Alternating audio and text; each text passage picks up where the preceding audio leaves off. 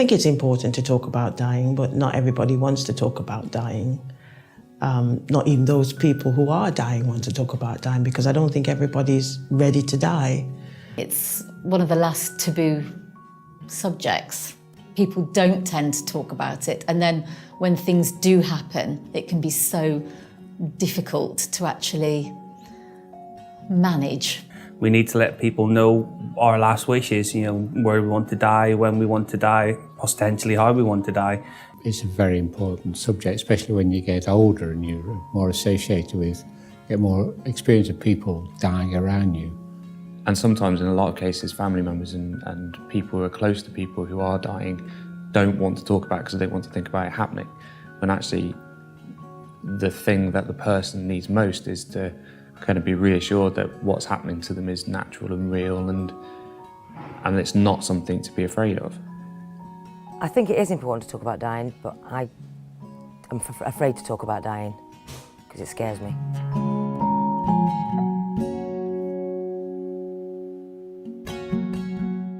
I think it would probably have to be someone close to me, somebody who understands me.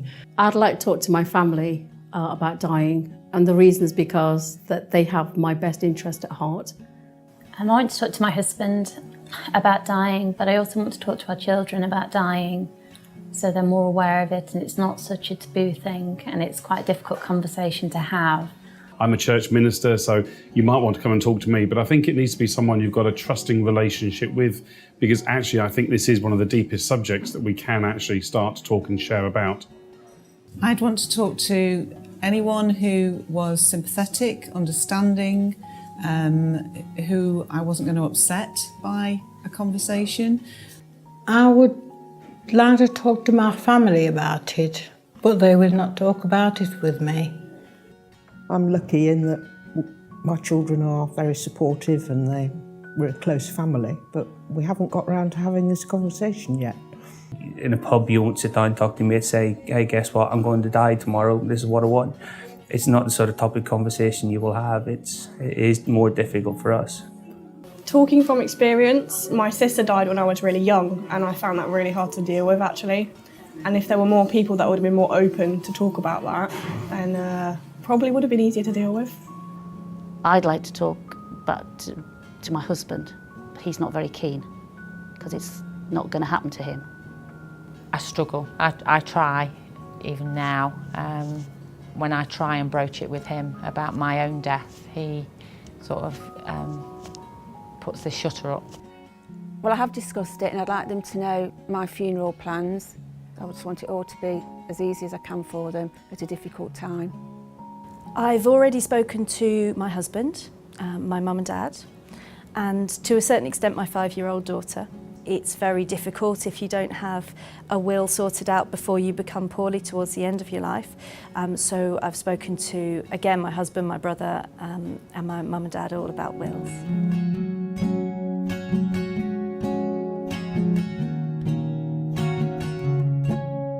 People have business that they need to finish off. Once you haven't said something to somebody because you haven't been told they're dying, then that's lost forever. Not all of us will have the luxury of saying goodbye. Certainly I've felt that I haven't spent enough time with the people close to me that have died. Every part of life experience is talked about in great detail. This is one part of our life that is hardly ever talked about. My dad knew he was dying, and he had a very upbeat approach, really, and that was helpful to us around him. If he was talking about it, that made it easier for us to talk about it. I lost my father when I was 19, but he was my age, at the age I am now, and it left us as a family in a really difficult position because none of us had any idea what his wishes would be. And I think that's the important thing, to know that what you do after somebody dies is what they would have wanted. And if having that conversation gives you the opportunity to do that, it's got to be a positive thing. I don't want him to play the wrong music because we've got different tastes.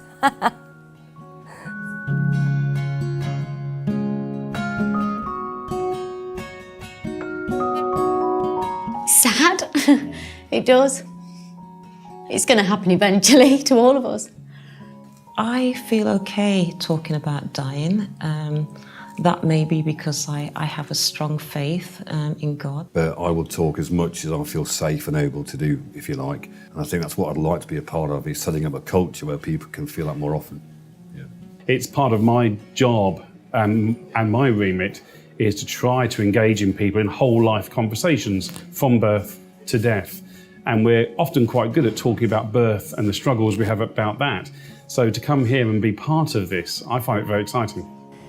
No, I think Dying Matters Week's really important to get us all thinking about death and dying, because it is one of those last great taboos in society in this country. And if we can learn from places that are able to talk about death and dying more easily, then I think when those really difficult, tricky situations at end of life come, we're just much more prepared to deal with them. I think the most difficult thing is opening the conversation, and then after that it gets a bit easier.